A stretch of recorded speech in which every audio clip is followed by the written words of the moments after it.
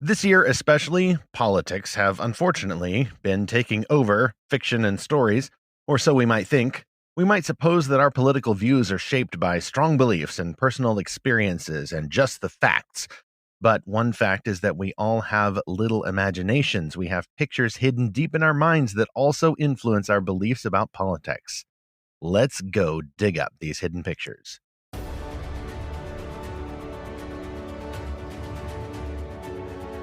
This is Fantastical Truth, the podcast from Lorehaven, daring to venture into very dangerous waters. And I'm E. Stephen Burnett, Lorehaven's publisher. Lorehaven exists to help you find the best Christian-made fantasy, science fiction, and beyond, and then to mine these stories for beautiful, wonderful, true things that can help us become more like our Creator, Jesus Christ. And I'm Zackary Russell, and I approve this message. This is episode 40. How may fantastic stories help us see politics in a biblical perspective? So if you are listening to this podcast, it means that, sadly, the sweet meteor of death once again failed in its presidential bid. What a typical politician. All talk, but no action. I was for Picard Riker in 2008. I actually made a bumper sticker, printed it out using photo paper, which is not very weather resistant, and put it on the back of my car. Or was that 2012? Actually, I think that was 2012.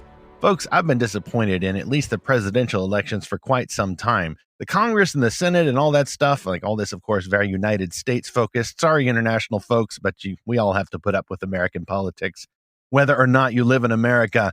Anyway, if you're going, 2020, just nobody would just vote for Jesus. Like, could we just have any functioning sane adult, please? Like all that about the presidential election, like, I'm kind of there. I was there in 2016. I was there in 2012. I was there in 2008. I've kind of been there ever since I was old enough to vote, actually. So we're not going to complain the whole time, though. There's enough other podcasts for that. We hope to have a unique perspective on the imaginations that we have. Like I said in the intro, those little hidden pictures that we just can't help having. And then by setting those in a more biblical direction, hopefully we might be able to look at politics on issues of public policy with at least a more biblical vantage, and then who knows, we may actually get a little joy out of the process, even if we are not taking joy in exactly who is on the ballot in this particular election year. Yeah, well, Stephen, my fake presidential candidate yard sign is always Kang and Kodos, which I'll talk about in a minute. But for you Simpsons fans, you already know where I'm going to go with this. But for you non-Simpson watchers, I'll explain in a little bit. See, Zach's the heathen of us. I grew up homeschooled and didn't watch The Simpsons. It was evil, and Bart had a bad attitude. So that's one concession that I have is obviously each one of us is going to have a limited vantage, particularly as Americans, as guys, as Christians. That's going to affect our perception of things. We'll have some other concessions there, some of which hopefully could warrant an episode each on their own. But before we get to those sweet hot concessions, this episode is sponsored by the new issue of Lorehaven. Yes, last week we released our fall 2020 issue, and you can read that today exclusively at lorehaven.com. The cover story features Emily Hayes, the author of Seventh City.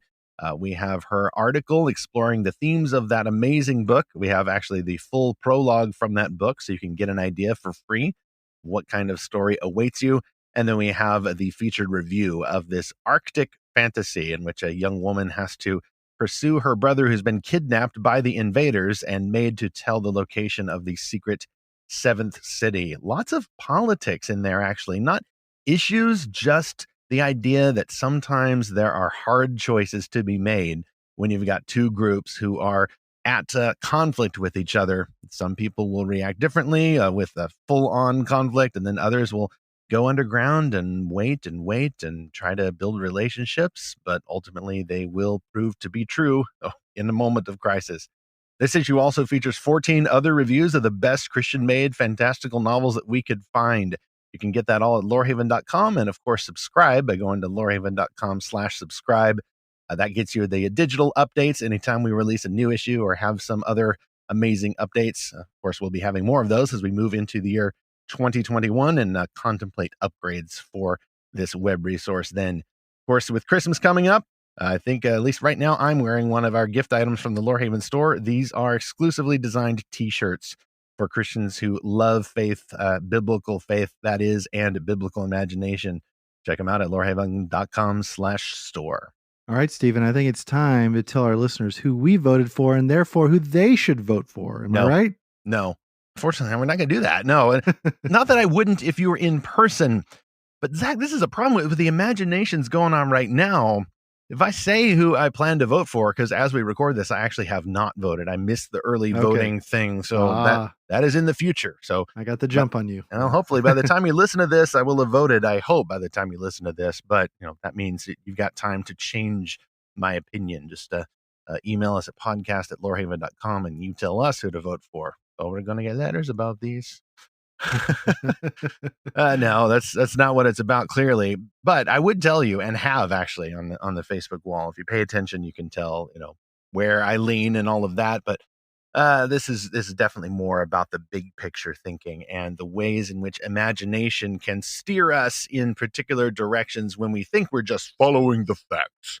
I'm just paying attention to the facts. I'm not swayed by opinions or any of that false stuff. Fake news. Yeah. Come on. Facts don't care about your feelings, it is said. However, sometimes one's personal experience doesn't care about feelings or facts. There you go. Let's move on to that concession stand. If you're not too stuffed with that leftover Halloween candy, we have some freshly made, piping hot concessions for you. Let's see if I can run these down real quick. Obviously, like we said, we're not going to talk about who to vote for. We're also going to try to make this discussion a bit more evergreen. Everything right now is disaster 2020, blah, blah, blah, doom scrolling. Anybody who's listening to this going back in the archives from the year 2025 is going to feel like we were so naive and so over-sheltered and didn't know nearly the doom that awaited us. Either way, this content hopefully will be a bit more accessible and not just locked in this particular place and time. We will, however, talk about some public policy, at least on the way to exploring this topic. The reason why I say public policy is that I actually heard a really great episode of the Think Biblically podcast where Professor Scott Ray said that he prefers saying public policy rather than politics, because politics is the entanglements and the different things that people do to get to different public policy. But public policy is a matter of belief put into action, codified in law and case and precedent and all of that. Not sure if that's how he would describe it, but that's how I interpreted him saying, let's call it public policy, not just politics. Zach, I think you and I both, and probably plenty of our listeners, could also assume and just take as a given that voting is in some way the civic duty of a Christian who lives in a country whose governing system encourages the citizens to do that. Well, I just read an article about it. It's funny you should say that word, civic duty. There's an article on the Gospel Coalition that argues that voting is a civic responsibility. It's a civic right, we'd all agree. It's kind of a civic responsibility, but it's arguable if it's a civic duty. The duty means something you can't abstain from. And so anyway, we can put that article in the show notes, and listeners, you can check that out and tell us what you think. I'll go with responsibility. And of course, that means that there may be some exceptions. Like, for example, at least in the 2016 and this year's election, I think there are Christians of tender conscience, and I hope I'm choosing those words carefully, who do not feel that they can in good conscience vote in a particular way. I want to respect those people. I do hope that, they might mature or grow in a direction, maybe looking at voting as more of a consequentialist thing where you're paying attention to the results and it's not just about one's feelings. But I also don't want to trod on someone with a tender conscience. That would be wrong. At the same time, Christians, I think we can also assume that Christians are not to try to run society like a church. Zach, if you can believe this, I was in an internet debate not too long ago where, of course, someone used the T word on me. Theocracy. Yeah, that's the only the only thing you can do when someone says that, is, okay, that is on the surface a bad faith argument, and I will do another T word, trolling. If you pull that on me, like I cannot even take that charge seriously. Well, I also wonder if that could be used in either direction. Oh, it totally can, because, theocracy or sexocracy. I think my response specifically was, hey, even a theocracy is nicer to live in than a world ruled by those who are enslaved to their particular sexual appetites or sexual identities. I'll just come out and say it.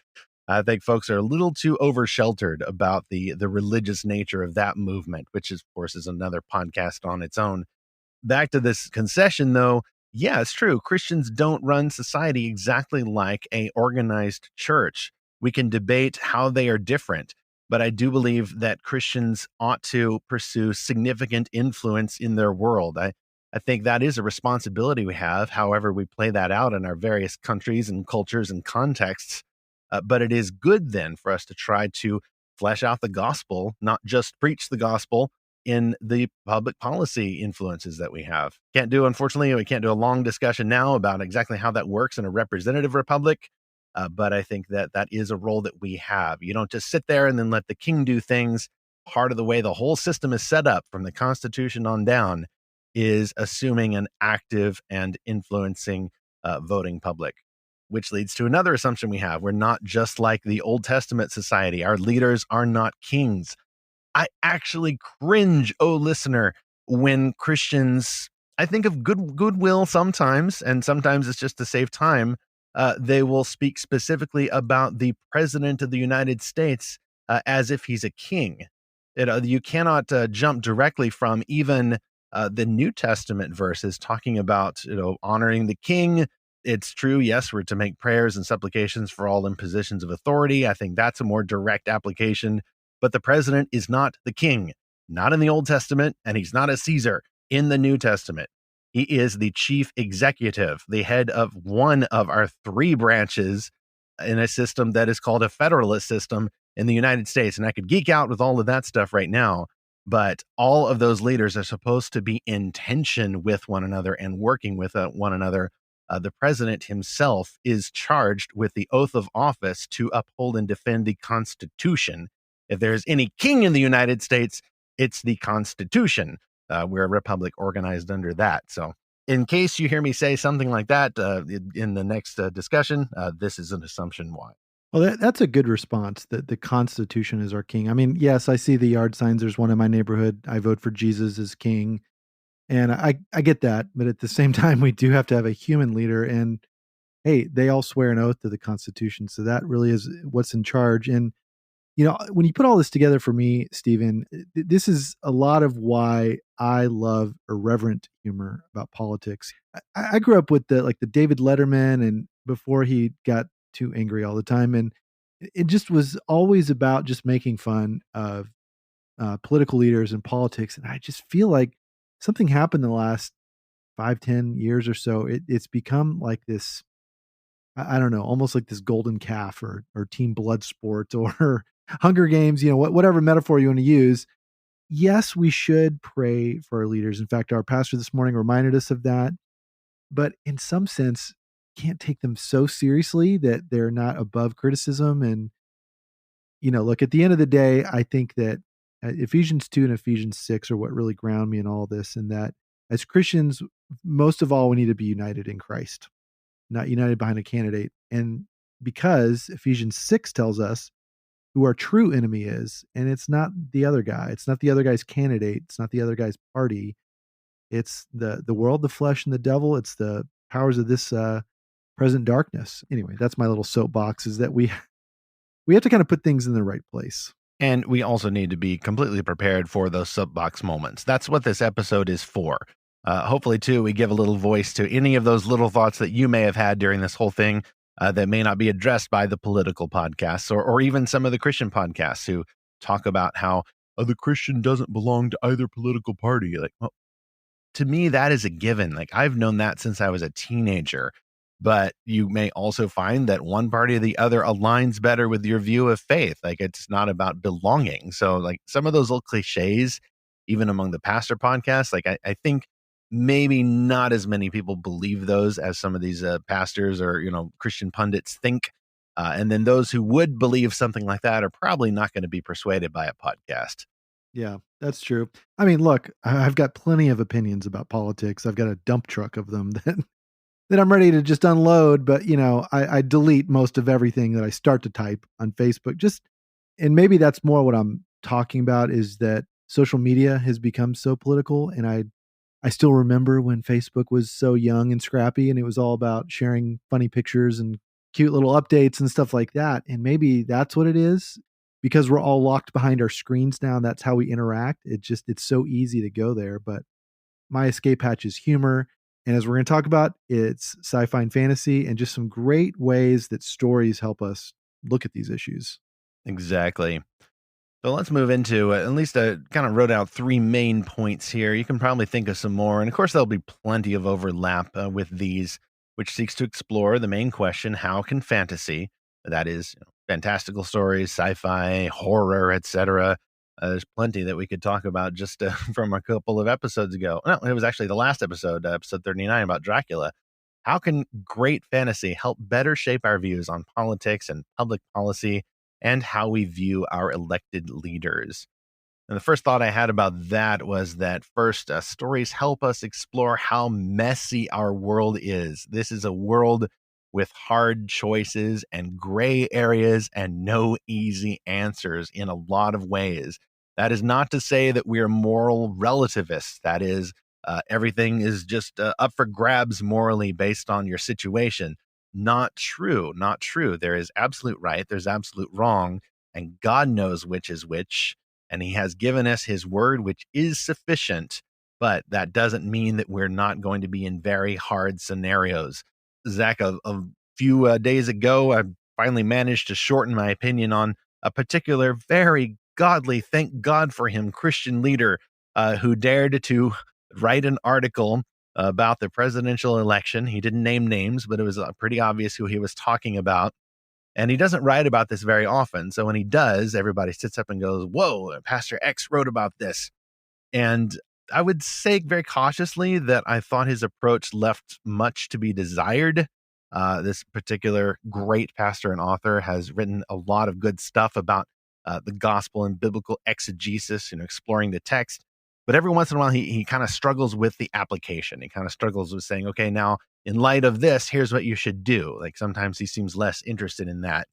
But I think it kind of helps when a pastor will at least walk through some imagined scenarios of applications. Like there's no easy answers, even if you know the exact truth. And in that case, my response to that was, I'm not sure I would want this guy with me if we were in one of those ethics class lifeboat scenarios. Where the purpose of, to borrow from Star Trek, the purpose of this exercise is to demonstrate fear in the face of certain defeat. You cannot always hack the Kobayashi Maru simulation like Captain Kirk did and simply change the parameters, rig the deck, in so many words, in order to make the answer easier. That just doesn't happen in our real world. It's not always just good guys versus bad guys. There are also anti-heroes. There are villains with complex stories. It's not as easy as just shooting the bad guy in the head. Like even the good stories will show the hero struggling. Like, wait a minute, if I let this guy go, and if I let the Joker go, then you're going to put him in Arkham Asylum and he's just going to break out and then try to take over Gotham City again. And then even in the Bible, sometimes the heroes are the good guys and the sinners are the bad guys, but the heroes will sin and the sinners will do good things. And then you get the psalmists writing psalms asking why everything is so confusing, that the bad guys seem to win and the good guys seem to fail. Similarly, in history, historical figures and early church leaders are not always the simple good guys compared to the bad guys. One of my, let's just say a Christian apologetics leader is actually very firm on talking honestly about the failings of church leaders. Like he'll straight up say that, yes, Martin Luther had issues. And he would say Martin Luther, for all of his good deeds and good beliefs and fighting for true doctrine, would have probably wanted to put someone like the apologetics leader in jail or possibly execute him, because that's just how you did things back then. It's uncomfortable, but that's reality. And the best stories remind us that reality is full of those really annoying no-win scenarios. Darth Vader and other horrible villains. You don't just throw them down the shaft sometimes because they might be able to be redeemed. You don't know. Should you try to redeem that person, or should you just decide, okay, that's it? You can't recover him. He's lost. Same is true in the world of the church. Unfortunately, Christians can behave in very abusive ways while God can work good in secular authorities. No easy answers again. To bring it home to the election, I will dare to say this: you might have to vote for a bad guy to prevent a worse bad guy. And in America in 2020, there's a lot of that going on right now on all sides. I don't think anybody is particularly happy with their guy. That's probably an overstatement. There are rallies and stuff. There are some people who are falling all over themselves to vote for that guy. See, there, I'm falling for the temptation. Live on air, I want to reduce everything to simplicity, as if, these screaming hordes waving their flags, with their guy's face all over them. Deep down, they aren't happy with their guy. I don't know. They kind of look like they're super happy with that guy. Like, yeah, there's people who just want to live in the black or the white, and they just don't want to deal with the fact that sometimes there are really uncomfortable gray areas, and we step in the gray and we get it all over ourselves. Well, this is where Reddit is such a gift, because you can go on there and find a thread of people you completely disagree with and think are terrible or stupid, whatever people, but you can just hear from them themselves and see why it is they're voting for the guy that you think is the bad guy, because they think that guy's the good guy, and they think the guy that you like is the bad guy. And so that's what I keep thinking about, Stephen, is that no one votes for the guy they think is the bad guy. Everyone has their reasons why they think it's the right thing. But I promised a Simpsons reference, so I'm just going to cut straight to that. It's the Treehouse of Horror, I don't know, season 4, season 5, somewhere around the early golden days of The Simpsons. And space aliens invade the Earth. And this is during, it was Clinton versus Bob Dole. Bob Dole. Yes. And they both get kidnapped by the aliens, who then basically create counterfeit bodies or whatever of these guys. So the aliens are there posing as Dole and Clinton. And then Homer, wouldn't you know it, finds out their evil plot to deceive America, that they're actually reptilian overlords. And so he exposes them. And there's this classic moment, Stephen, where they say, "What are you going to do? You have to vote for one of us." And then someone says, "Well, I think I'll vote for a third party." And they say, "Go ahead, throw your vote away." And then there's Ross Perot right on stage, and he's angry about that comment. Oh, you're going to have to explain the Ross Perot reference for those of us who weren't paying attention in 92. I actually was. Like, I remember I wasn't even 10 in 92. Yeah, Simpsons would have been around in 92. Yeah, I mean, Ross Perot and called it the Reformed Party. I don't think it lasted past the decade, but it was the last viable third-party movement and represented, probably at least the idea of it. I would have loved the idea of it, to actually force a plurality or at least some compromise between the two major parties. And maybe that is what happened. I don't know. I'm not an analyst, but I remember the whole Ross Perot thing. That little guy was on the debate stage and everything with Clinton and Bush, the first President Bush. Yeah. But that whole attitude of they're both evil aliens, I don't want to vote for either one of them. That's the Gen X cynicism that I grew up with. And that I still see a lot of that today. It's very interesting. I've seen some other iterations of that, but I would prefer the Gen X cynicism over this, kind of the millennial religious fervor over the candidates, where the president is not the chief executive. He is your dad. He's your high priest. He's your prophet. He's your king. Like, I mean, some of these messianic symbolisms that are attached to a single human celebrity who may not even have that much experience in government. I mean, that's not a new thing with 2016. That has been going on even before then. And it really seems to have reached critical mass, thanks in large part, actually, to social media and just the reduction of everything to its simplest, most base symbolic form. This is a human being, folks. Put not your trust in princes. Well, and you make a good point that reality is about hard choices, and it's about hard alliances to accomplish a greater good or defeat a bigger bad guy. Did you watch The Mandalorian season 2? I just finished it an hour ago. Okay. All right. And it was suitably epic and so beautifully nonpartisan. Jon Favreau wrote it. Right. And man, does that man like his tank missile moments? If you remember the tank missile moment from Iron Man 2008. Yes. Yeah. Iron Man just shoots the tank, turns, walks away, and then right behind him. I think there's 2 of those in this episode. So, Hayao Miyazaki likes his whimsical flying machines and his scenes of people eating. Jon Favreau likes his tank missile moments. Okay, so listener, this is a bit of a spoiler if you haven't watched it, so feel free to skip ahead 30 seconds. But the episode focuses on this village that's being terrorized by a crate dragon. And the Mandalorian wants to help them, but knows that they're not strong enough to fight it by themselves. So he recruits the Tusken Raiders, the Sand People, and they have to work together. And they don't like each other. There's a lot of bad blood. And at one point, it almost comes to blows. And the Mandalorian stands between them, which, by the way, it was pretty awesome that the Mandalorian can speak Tusken Raider. That was surprising. But he stands up between them and he stops the fight and he says, if we keep fighting each other, the monster will kill us all. And I just thought, yes, Amen. that in a line is exactly how I feel about politics. There are greater evils than the person on the other side of the ticket. There are true evils in this world that are trying to kill us all. And we have to find a way to work together, even if we don't like each other, even if we're totally, there's a lot of bad blood. So look, I'm not going to apply that to any particular public policy, but I just as a kind of a core feeling, that's what I feel all the time. People may disagree on what the true monster is, but I would say that at least two members of Christ's church, if we keep fighting each other, the monster will kill us all. And the only thing that's going to help us get out of that will be to understand, at least starting to understand, that there are no easy answers here. You may have thought differently about the whole election in 2016 than you're thinking now, because things change in the last 4 years.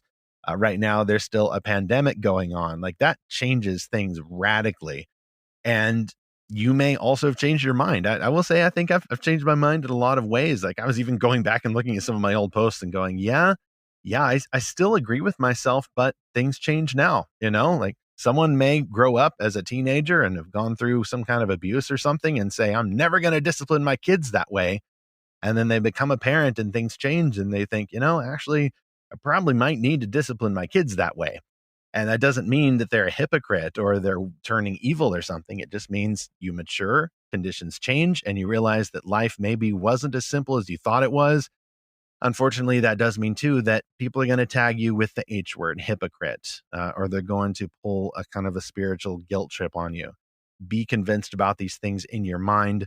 Or as the Texan hero, Davy Crockett, is reported to have said, be sure you're right, then go ahead. Well, you're speaking my language there as a native Texan, so there we go. No, Davy Crockett was a good patriot, so we couldn't have done anything wrong. Yeah, I guess he was from Tennessee. Well, that's right. He died in Texas. That's right. Okay. I kind of want to claim him, though. Yes. Whereas, my last state was actually Kentucky, which was host to Daniel Boone for a while, although I don't think he was, he may have been born in Kentucky. It was Abraham Lincoln Kentucky wants to hold on to.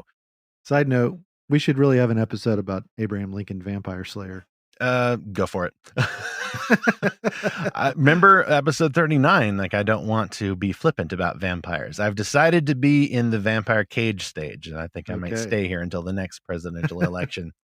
Speaking of vampires, that actually relates to my next thought here, is that stories help us to see this mixed up, messy reality apart from all the labels and parties and symbols and stigmas that we get in modern life. And that's really a big idea behind a lot of Christians' viewpoint on fantasy or fiction altogether. A few episodes ago, for example, we talked about C.S. Lewis's famous Watchful Dragons quote, in which Lewis, in his one or more essays, explained that he didn't just make up fantasy pictures for fun. The things that he wanted to create started as pictures, and then he put them to form in order to get them out into the open and start organizing everything into a story. And then he thought about the practical use of the story. He started thinking about it not just as a writer, but as a man. He wanted to think, could these stories be useful to help, for example, people to get past a lot of the images of Sunday school and the discomfort and the obligation to feel about the biblical narrative about the gospel? And could the stories help them to rediscover these things in a new way? Similarly, a modern story creator may start with the images, but may also start thinking about that as a person. Zach, a moment ago, you were talking about that the Mandalorian season 2, episode 1, where it's actually scripted by Jon Favreau. And at least from my memory, like, he seems to be very good at keeping the politics or the public policy stuff out of the story. Yeah. It's uncanny, and it really is a shining example. If anybody's going on a rant and saying, "Oh, big dumb Hollywood, they're just been making everything getting taken over by the social justice warriors." Like, well, not everything. I mean, this is the man who now people are counting on as having saved Star Wars. So, I mean, people may get all ranty about Star Wars, the last Star Wars movies being political or being SJW or something, but Favreau doesn't seem to do that. At the same time, I have to wonder when he wrote that the script for the quote, "If we keep fighting each other, the monster will kill us all." Like, would he have been aware of the timing? Okay, this is going to come out, the Friday before election day. Oh, he had to have known. I think so, but it's a good message, and I would not get irritated at him for thinking about that as a man, about thinking about that as a human being, as a citizen. Okay, like, this is probably a good, wholesome theme to put out there before the election. Like, that doesn't mean that message has hijacked the story, because instead it's helped us to look at reality from a new vantage. We've come at it from diagonally rather than straight on. I think it's actually good for stories to engage, not with politics like Democrats, Republicans, Reform Party, Green Party, whatever. What's this new one? American Solidarity Party? Yeah, props to you guys and you libertarians too. We love everybody. I think it's good for these stories to engage with public policy issues, not just about those parties, but about the deeper beliefs we have behind them. The Mandalorian story, sticking with that one, for example, it's just a straight up Western, Zach. I love it. Like, the first season was very much like that, but this one had all the analogs. As my wife said earlier this day, they're not even trying to pretend it's not, like, I don't think they're ever trying to pretend it wasn't a Western, but they're actually doing the Western accents now. I mean, Right. you may as well strap on a cowboy hat and some spurs. I mean, they've got their horses, you've got the buffalo, you got the Native Americans out in the desert, and you've got the townspeople, and then everybody comes together to fight the aliens. Oh, I'm sorry. That was Jon Favreau's other movie about cowboys versus aliens. In fact, that was the name of it, Cowboys versus Aliens. And basically the same thing happened. Cowboys and the cavalry and the Native Americans all have to come together to fight the aliens. Hey, if it ain't broke, don't fix it. I thought it was kind of fun, but it's, that's just wholesome there. Like, hey, sometimes people with different interests and different ethnicities and maybe even different religious viewpoints need to come together to fight the actual monster. And doesn't that kind of strike a chord deep down in us as Christians? Like, I wish we could just all come together and fight the monster that is actually called sin, or called assault on religious liberties, or called, inhumane public policy over here, or a bad war, or whatever it is. Stories can reduce these issues down to their elements, and we see them anew. We can also simulate the consequences of particular ideas. Well, if we're saying that this law change here is just going to magically fix everything, how would that work in a story? Would that work in a story whose world is built convincingly and has people like us, or would something terrible happen with it? Science fiction is really good about playing out those consequences. That is, if it's a good science fiction story. We can also see in a story simulation of reality, we can see where there are some ties between beliefs. For example, in our Dracula episode, again, just the episode 39, I could not help but see in this story written in the 1890s parallels between Dracula's attack on human nature and his existence as this subhuman, disordered man, an undead being. I could not help but see the parallels between that and the sexual and other type of predators of today. And especially those who would want to legitimize honoring or venerating one's sexual identity above everything else. It's not the same thing as being a predator, but increasingly, sometimes it's hard to tell when somebody wants you to respect their sexual identity at the expense of everything else they believe. And now, increasingly, that's a big issue for Christians, and we have to figure out, okay, how do we approach this as a matter of public policy, and how do we approach this in our families and our churches, where people we know and love are tempted to go for this worldview. So lately, I think we need more stories focusing on that, because no one is playing this out in a simulated world. It's too scary. It's too scary to deal with those, sexual identity issues in an imaginary world. But lately, that's something that I think I might like to focus on, just trying to play that out and wrap my head around these things. So for me, it's not just a single issue about stuff that other people say is their single issue. Like, I think my single issue has changed, by the way, but The point is that we need to explore all of those issues through imagination, not just by throwing facts and nonfiction at each other. There was a movie that came out in, I believe, 2006. That's when Naomi and I watched it. And I have not seen a movie like this since, at least not that was so subtly done. I'm talking about this movie called The Island. Okay, now, the last 15 years, there have been a lot of pro-life movies. And by the way, there's been a lot of pro-choice movies, I'm aware. There's The Handmaid's Tale, which is all the rage on Hulu or whatever it is. But if you want to look at pro-life movies, those are not that common. And there are the overt ones. There's more recently Unplanned.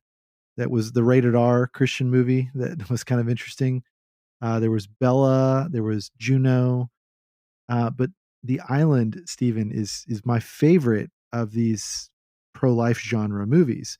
Yes, it's because it's sci-fi and it's very subtle.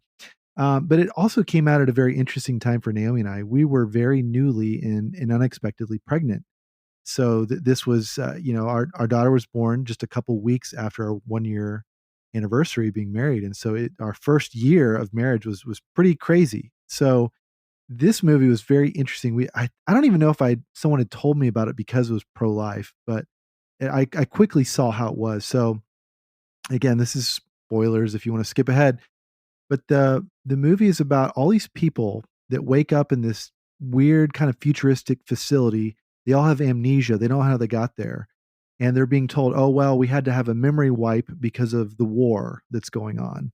And that's why you can't leave, because there's this big scary war happening outside. Now, what it turns out is that they are all clones of rich and famous people. And they exist purely as a backup plan for those people. So they're essentially living organ donors.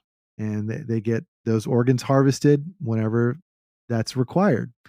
And there's this one really interesting moment where some people are being given a tour of the facility, like prospective clients, essentially, celebrities or whatever.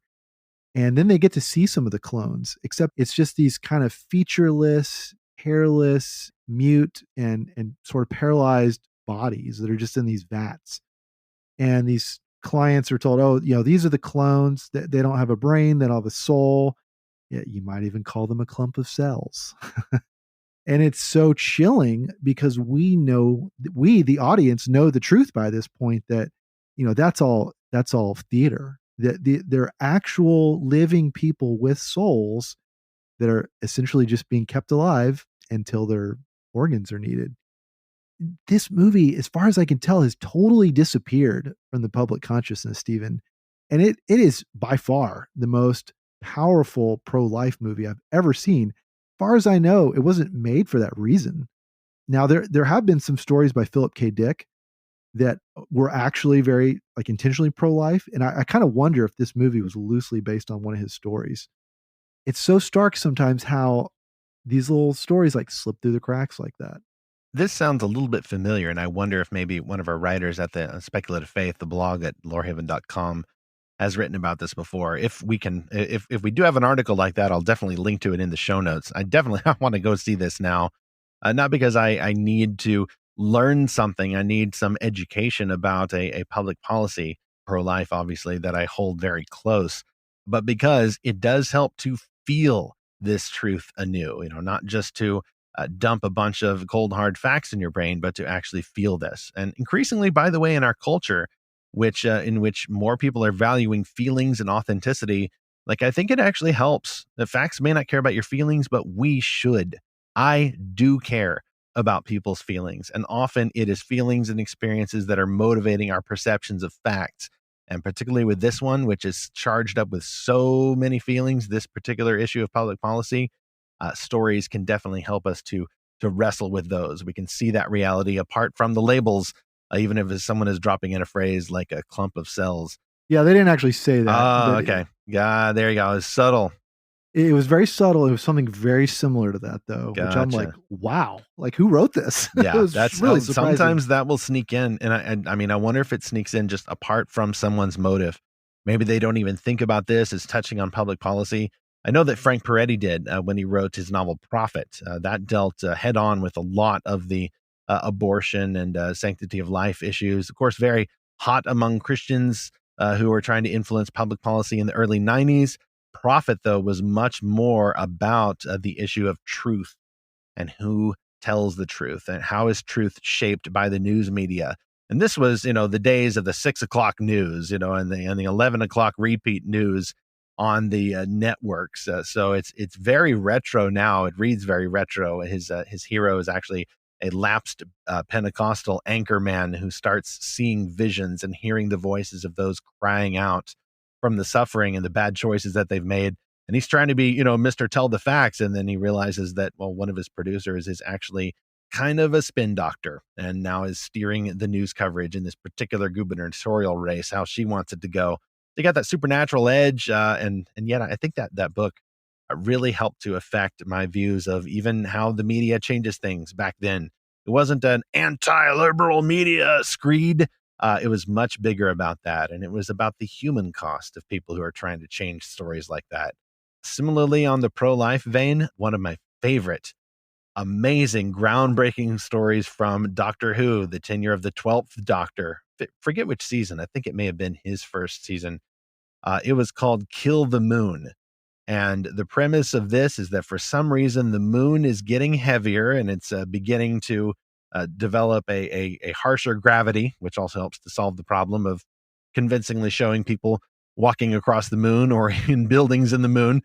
Somehow the moon's gravity has reached Earth 1 level. But for whatever reason, the moon is having earthquakes on it, and the Doctor and his companion Clara show up. And then, okay, big spoilers here. Again, 30-second gap. If you need to skip it, go. It turns out that, as a famous poet once observed, the moon is actually a griffin's egg, and it's about ready to hatch.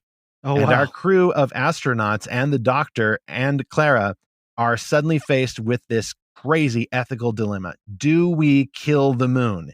If we kill the child within the moon, then the moon is not going to explode and threaten the Earth.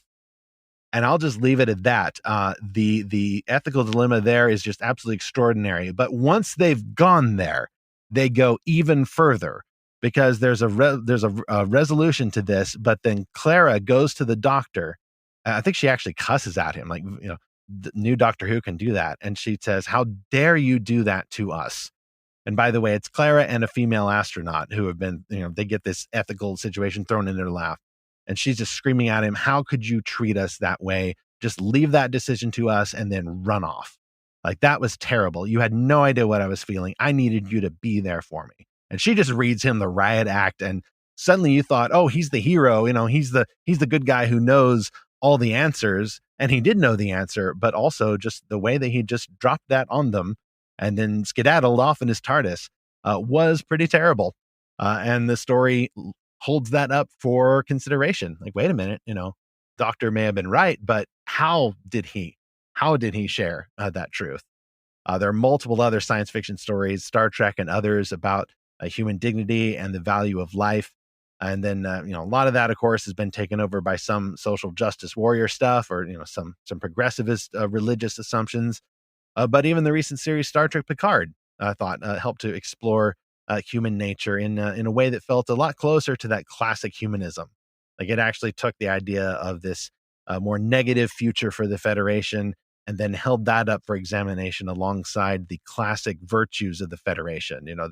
This idea that humans or humanoid species are in possession of unique dignity, and we ought to fight for life, and even in complex situations, we've got to get together sometimes, even from our different backgrounds, and fight the real monsters.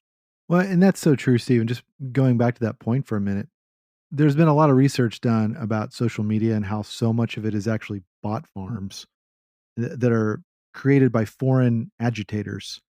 It's kind of like the kids in the lunchroom when they see two people arguing, they just start going, fight, fight, fight, fight. Naomi grew up in a high school like this where every week there was a fight, and you would just hear it. And everyone would be running down the halls to see a fight.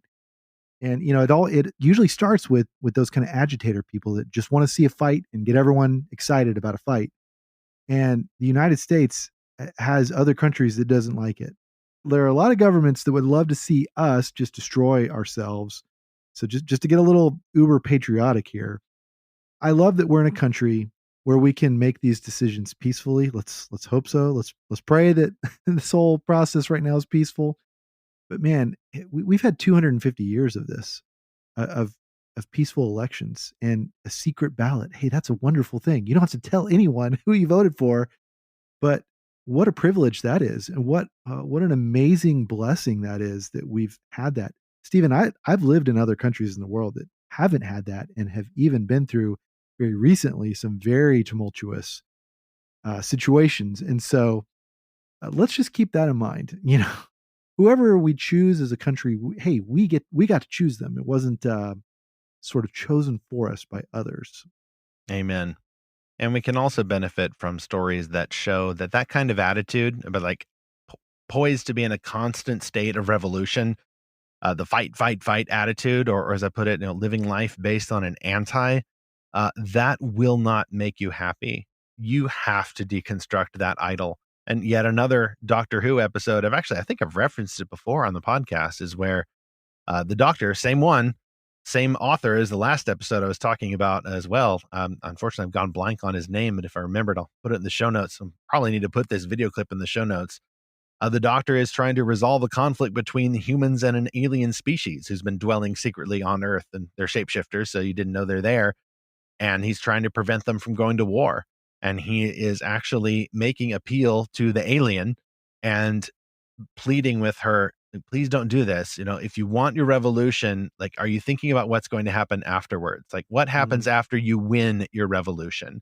Are there going to be violins? Are people going to play violins? Are they going to be at peace? Like, what is your game plan for the peace? And of course, she doesn't have one. She has appointed herself the virtuous hero to rescue the victims.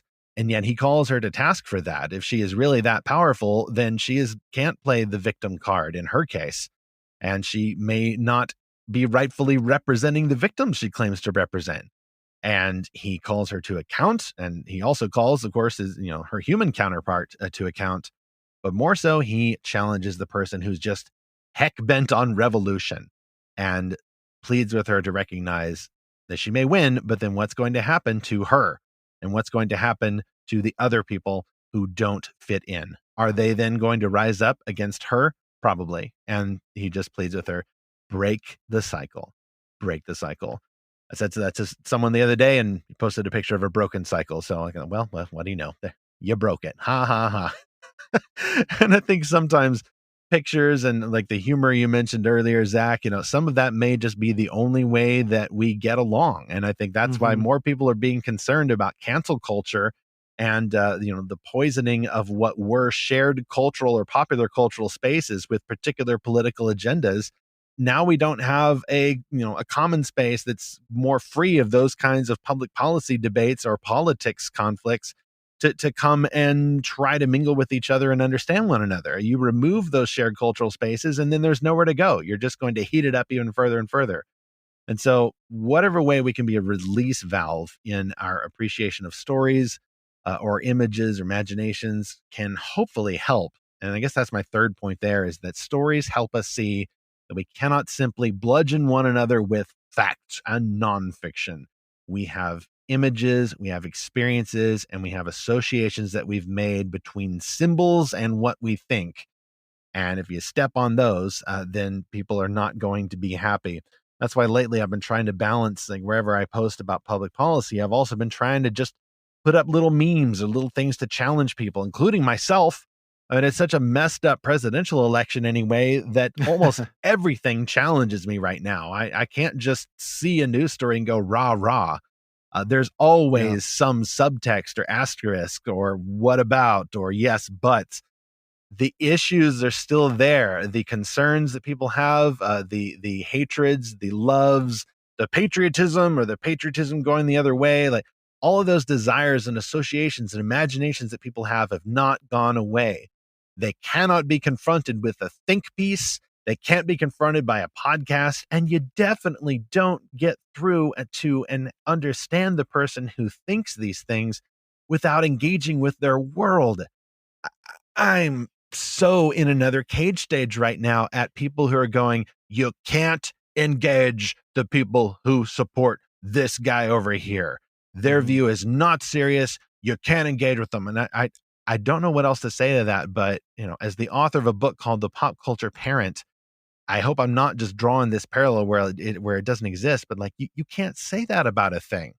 You can't just say, well, that's not serious. I'm not going to engage with that person. They're beyond the pale. Like, unless it's porn, yes, you jolly well should engage it in order to understand that. And if you don't have the time and that's not your calling, then don't pretend the nonfiction bludgeoning that you're doing is doing any good. It's not. It's just designed to try to help you cope. Instead, I think if you want to do some good here, we need to be sharing memes, funny stuff, and stories.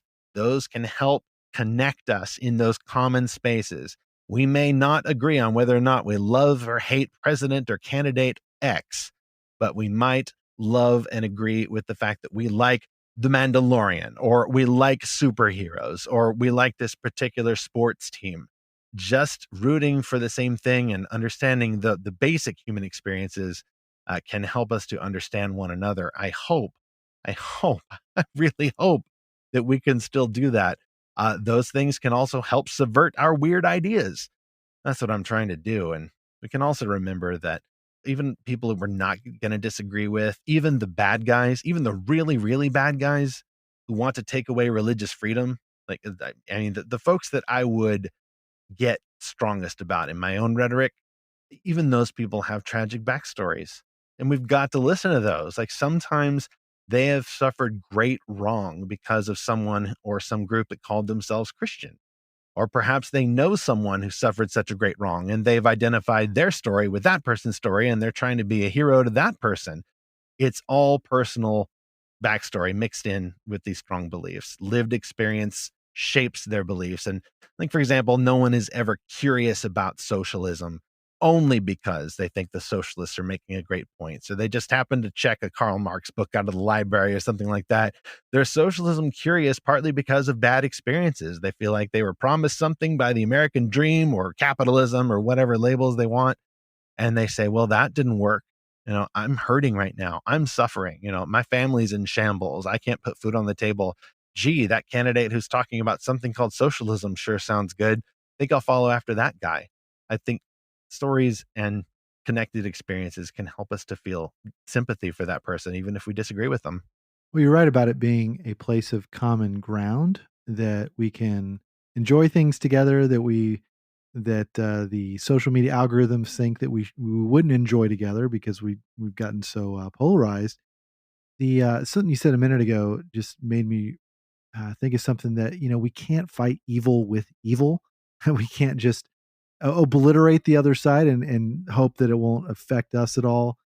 One of my favorite fantasy series is The Wheel of Time, and in the very first book, The Eye of the World, the heroes find this abandoned city called Eridol, that was the old name, and now it's called Shadar Logoth.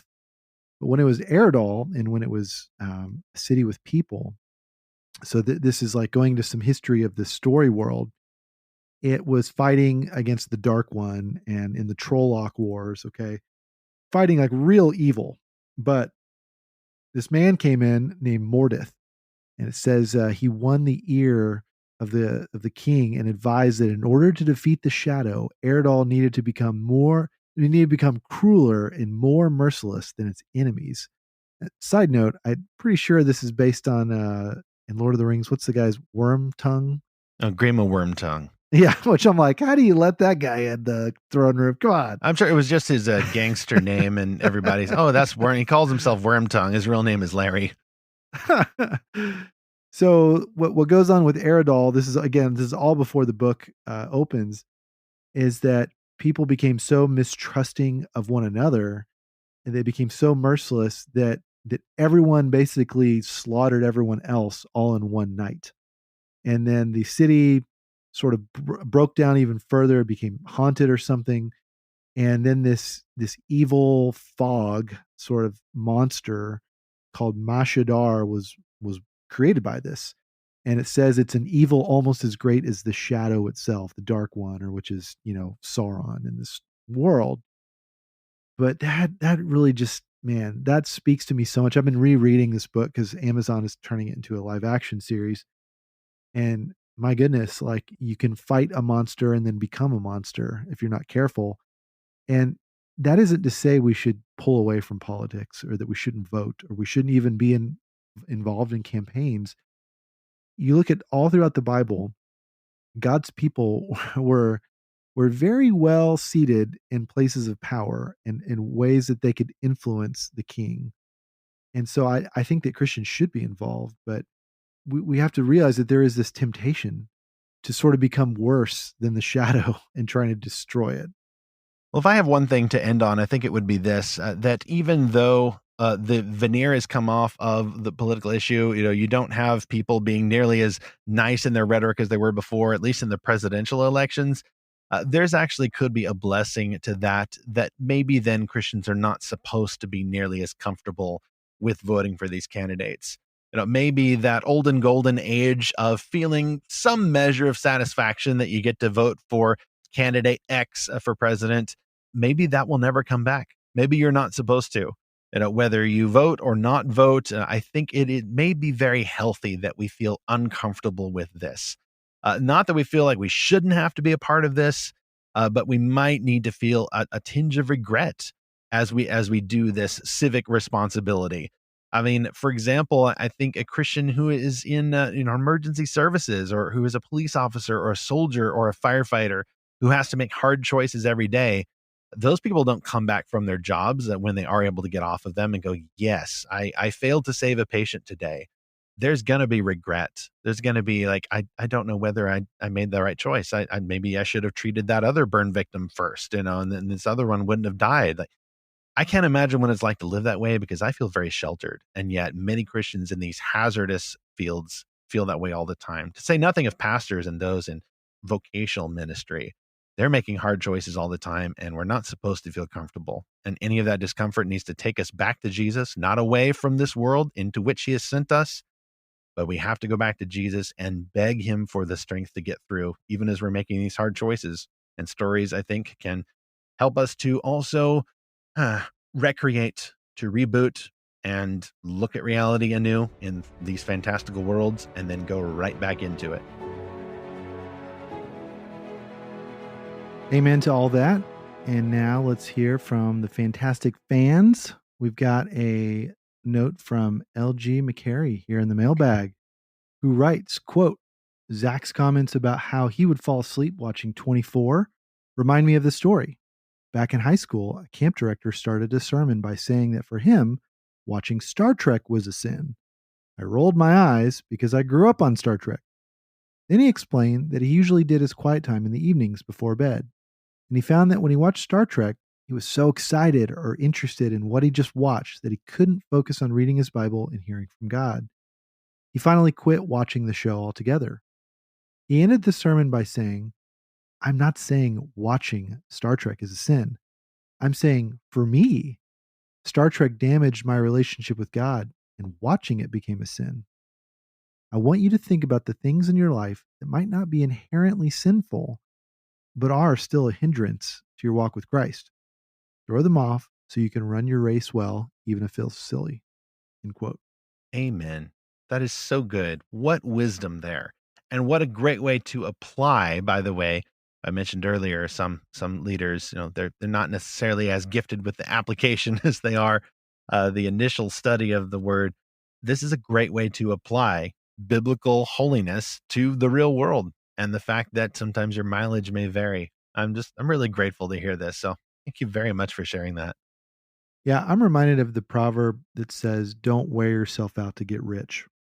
And that very much could apply to consumption of stories or consumption of streaming media, especially with the binge watching being so easy to do. And literally, we can wear ourselves out. We can stay up all night watching a show and just keep letting autoplay make the decision for us. And then before long, we didn't get any sleep, and we can't face the day. And we are worn out getting rich on stories. And so absolutely, they have to be in their right place.